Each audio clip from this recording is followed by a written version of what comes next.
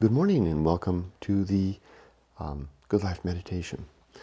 Off to a challenging start, in a relative sense. I usually get immediately after the Good Life Meditation, I will do my solitude transcription at the computer. And I usually get that set up before I do this so I can just transition right over. And there was a technical problem. I figured it out. Had to do with an update that occurred just prior to to setting things up. So I'm a little bit behind schedule, so I'll need to jump at it. Also, I'm going to attempt to introduce 3 new principles today. For the first time to ever, really talk about them in this venue. So good luck to me. Let's do this. 1. First, the day. Yesterday I had the day off. I'm more and more understanding that the quality of the day often relates to my ability to plan the day and then execute the plan. And yesterday I pretty much executed the plan exactly the way I wanted to, which is that I wanted to get up, I wanted to do this, to then do my solitude transcription, then walk the dogs, have a nice breakfast. I wanted to then add the 3 new principles to my book, Going Alone, and The Good Life, and the website. And that meant writing the summary of the last one. Then I wanted to climb a mountain and then pay my bills. And I did all those things. So it was a good day. Rather straightforward. And then I had a nice evening with my wife. Today, I talk about today at the end. Let's do the good life. Sorry, I'm going to go a little fast this morning because I'm behind schedule. My 7 objectives are to 1. Be always ready to die. 2. Make good and effective use of time. 3. Develop and maintain good and sound life principles. 4. Cultivate good emotional reactions. 5. Perform good actions. 6. Recognize true limits and true opportunity. And 7. Just do one thing at a time and do that thing slowly.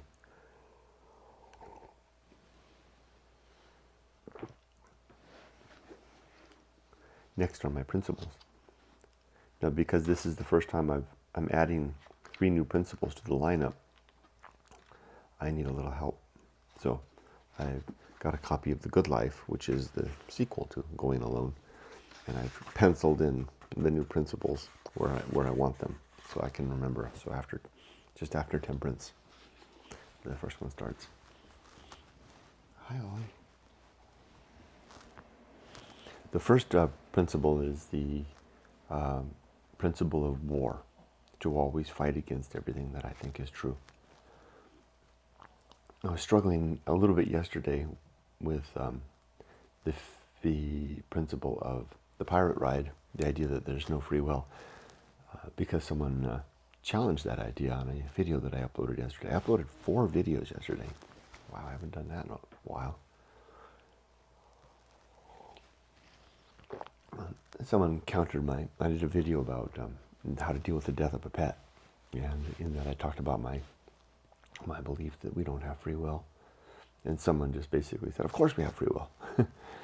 And in my mind, I introduced that into a bit of a discussion, about that.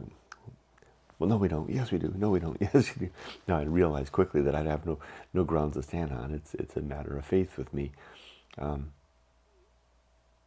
So that war doesn't get anywhere yet. I hold on to it. The war is unsuccessful. It should dislodge me from that belief. I should yield. Yet I don't. Yet. It's not that I would agree with that person that we do have free will. It would be that I have to accept the default. I would have to accept the null hypothesis. What would the null hypothesis be in this case? That's a good question. I don't have enough time to do this right now. Something to think about. I'm going to go to Irvine today, so something to think about on the drive. 2, the principle of reason and the sub-principles of honesty, objectivity, and doubt. 3, the homunculus, the little mortal who lives inside our head and will die with us and suffer with us and enjoy life with us because it is us. Then the Anchorhold, the place where that mortal lives, a little rock in the sea. Then the home of good and evil is a list of what is right and what is wrong, per the homunculus. And then purpose and the sub-principles of biology, virtue, and mission, which are my purpose. To be a good biological organism and reproduce, to pursue the improvement of the well-being of others, especially thinking creatures, and to identify a mission for myself and execute that mission during the course of my life. Next is the atomic principle. Everything is made of little pieces. And then nature. No, the pirate ride. Caught myself. The hypothesis of no free will. God, I love that one. I should give it up. It's like a precious, nasty little toy. Then comes maturity and the sub-principles of wisdom and fortitude, which we gain through life, and we gain our wisdom, and then we have the strength to carry on through it, not repeating our mistakes, using that wisdom to our advantage and the advantage of others, where our efforts impact others. Then comes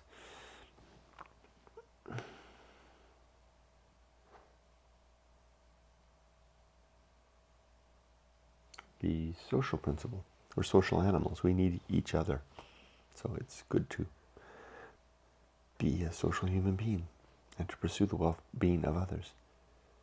Then comes public speaking, to use few words, carefully chosen words, deliberate words, and to not gossip. Then here comes temperance and the sub-principles of suffering, simplicity, and apathy. A temperate life is a life of careful consumption and careful utility, careful living.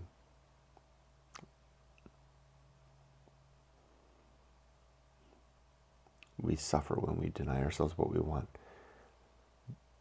A temperate life is a simple life, and apathy is encountered or required if we are to let go of the things that are outside of our control. Now, here comes the first of the 3 new principles. I can't even read this. What does it say? Oh, the horror show. Remember, this is the first time I've ever tried to think about this. Life is a horror. Life is a horror show. It's just not all the time, but there are select instances throughout our lives, all of our lives, of absolute horror.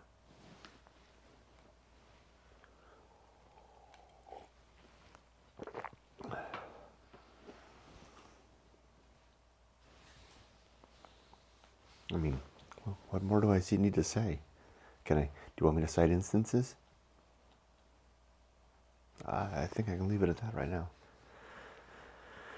The next principle is the principle of that called that which must be borne, with an E at the end of borne. The things that you just have to carry on through life. The reason I put it there was that sometimes it's related to the horror show. You know, some things that we know about, that we learn, that you just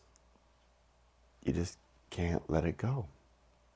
Yeah, you things you can't unsee. Maybe that isn't the right place for it though, because it's not strongly related to the horror show. Things that which must be borne are, I meant that to be more like things that you have to carry on through. You just have to do it. It's like a really hard job when you have people dependent on you. You just have to bear it. Yeah, it's like a weak start to those 2. And now is the Feast of Offal, that's deliberate too. I put the horror show and the things which must be born between Temperance and the Feast of Offal, because if we're not temperate, if we don't temper our lives, those two, the horror show and the fact that we have to bear these things, drive us towards the Feast of Offal, of throwing out our pain and suffering onto the world for others to consume.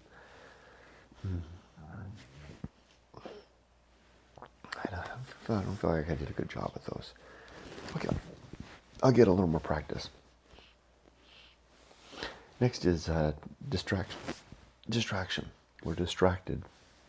We distract ourselves so that we don't have to see the great indifference, the emptiness of the universe.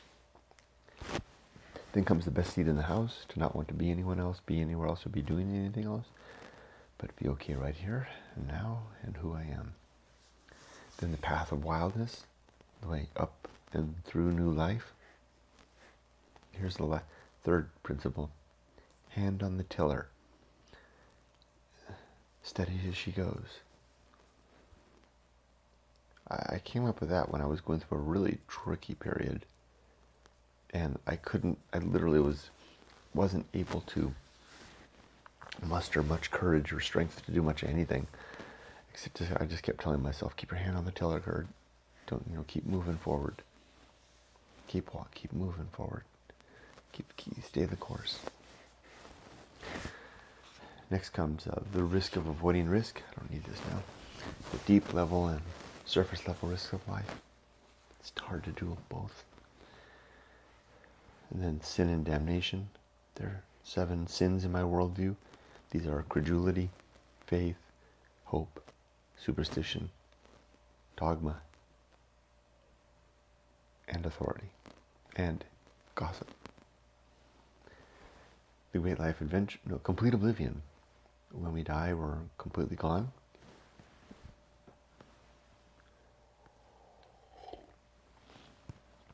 We have no good reason to think any part of us survives after death. So I live accordingly. I live now. I don't seal up any great fortune against a second life or consequence, or how do the religious say it? Mansions in heaven.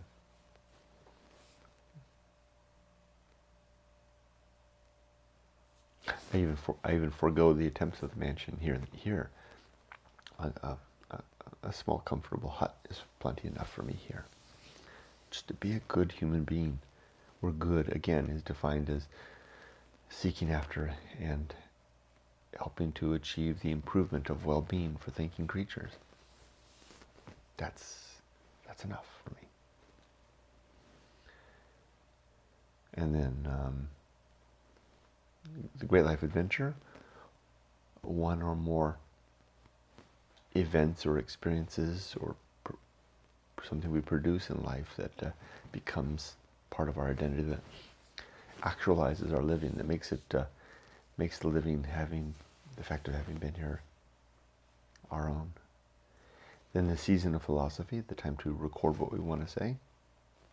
Better do it when the words are there, because they'll go away, or they'll change something else. And the full time striking for the mark, right? Trying for the mark. Usually off. The uphill climb. Life is a climb, steady and true. Arena and utility. Life is an arena for the pursuit of our objectives, utilizing our principles as our tools. Then the last one is the nothing is enough. Settling for less. Not even settling, preferring less. Okay, now, after that, after all that, 30, wow, and 7. Let's talk about the day. Today's a Saturday. It's our last day to have the keys to the old apartment. So Yumiko and I are going to, after I do the solitude transcription, I'll walk the dogs. Then Yumiko and I will I'll take the dogs for another walk just before we leave. We'll drive to Irvine, We'll stop and get the keys that are in Emily's car at her boyfriend's house. Then we'll drop off, Emiko will drop me off at the apartment. I'll bring a book, and I'll wait for during a 2 hour window, and the people will come to inspect the apartment. I'll give over the keys, and then we can finish shopping and come back to our home here. Other than we want to do our shopping, and other than that, it would be nice. What else would be nice to do? I'm gonna hold it at that. That's sufficient. Lately, I've been doing that. I've been pursuing agendas that are more reasonable agendas, like yesterday's climb. On Thursday night, I made a video showing a mountain that I wanted to climb, and it was a mountain a few miles away, and that was a pretty aggressive climb. And yesterday, I kind of realized that was probably a little too aggressive for my age and health and physical condition. My health is all right, but, well, it's starting to suffer. So I chose one just a mountain behind my house, and that was plenty fine.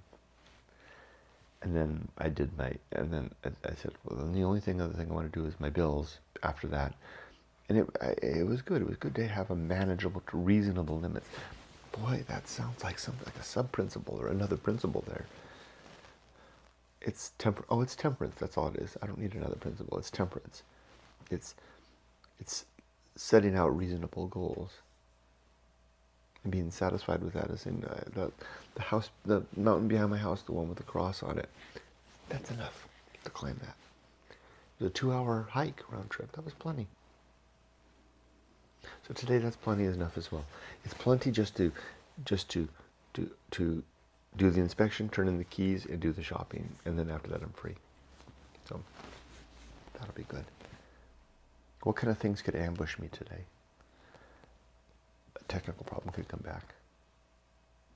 I kept my cool pretty good before starting this, because it was in danger of interrupting the whole schedule. The technical problem would give me a late start at this, at which time I wouldn't have enough time to do it. I have 3 new principles to ask.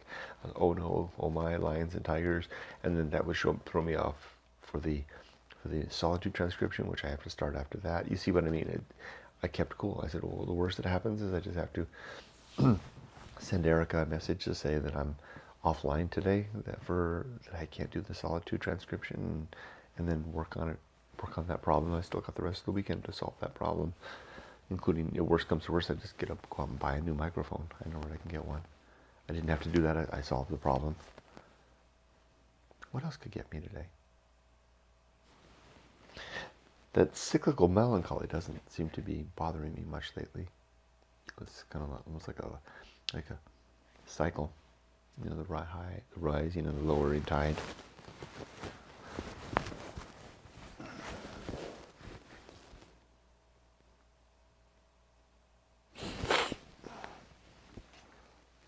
I didn't change this because I don't think it's changed. It's still how I pretty much feel. Maybe a little bit of a cold wind starting to blow through. Yep, this was yesterday's drawing.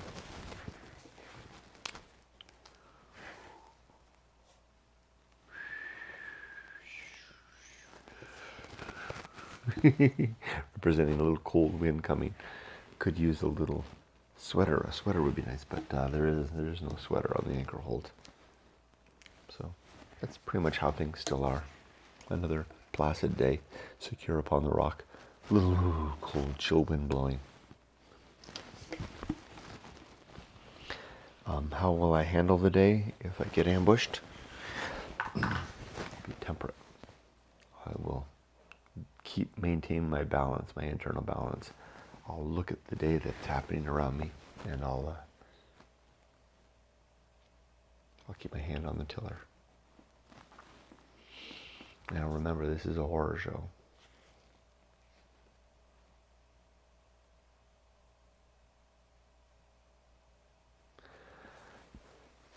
That's it. I think I'm done for today. Thanks for joining me. I wish you all the best. Make it a good day and be safe, but not too safe. Take care. Does it seem like I'm a little down? I'm not down necessarily. I'm just a little... What is it?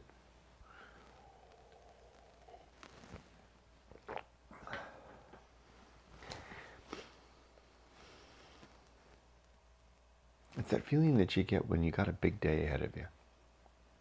I don't think it's a big day, but it feels like it is. And you're just a little bit off and not ready. Once things get rolling, things are different, but not always. But it's not down. I'm not depressed.